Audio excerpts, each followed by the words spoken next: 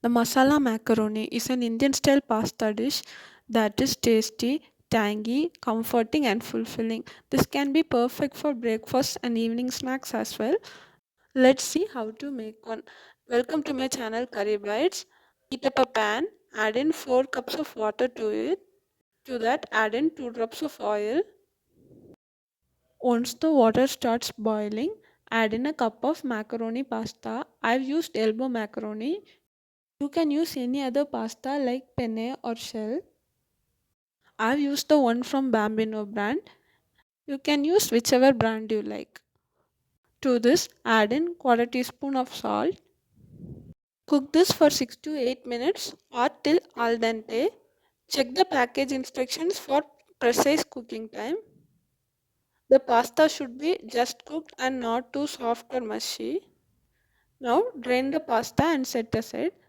Retain half a cup of water which we used to cook the pasta. Now heat up a pan, add in 2 tablespoons of oil. Once the oil is hot enough, add in 3 cloves of chopped garlic and 1 chopped green chili. Saute this for 30 seconds and add in 1 finely chopped onions. Saute till the onions are translucent. Once the onions are translucent, add in 2 finely chopped tomatoes. Now saute till the tomatoes are soft and mushy.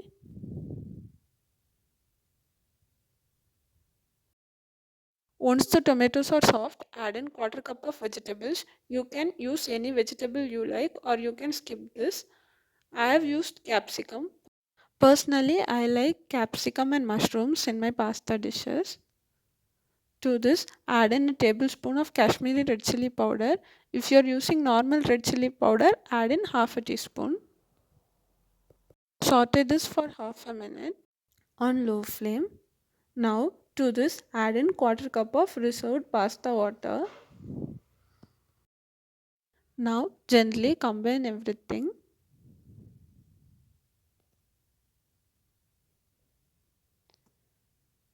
Now, to this, add in quarter cup of pepper powder. You can also use oregano or Italian spices as well. Now, to this, I am adding half a slice of cheese. If you don't have cheese with you, you can skip this. It would taste good nonetheless. Once the cheese is molten and the sauce is thick and creamy, add in the drained pasta.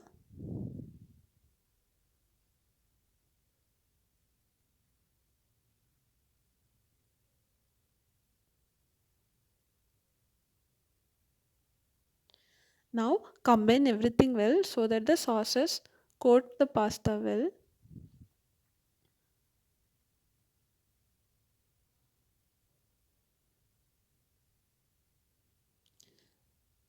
Cook this for 2 minutes. Once well combined, turn off the flame, garnish it with some chopped coriander leaves and some cheese. You can also use any seasoning you prefer or you can skip this part. Serve hot and enjoy. Hope you found this video useful. Subscribe to my channel Curry Bites for more future recipes. Thank you for watching.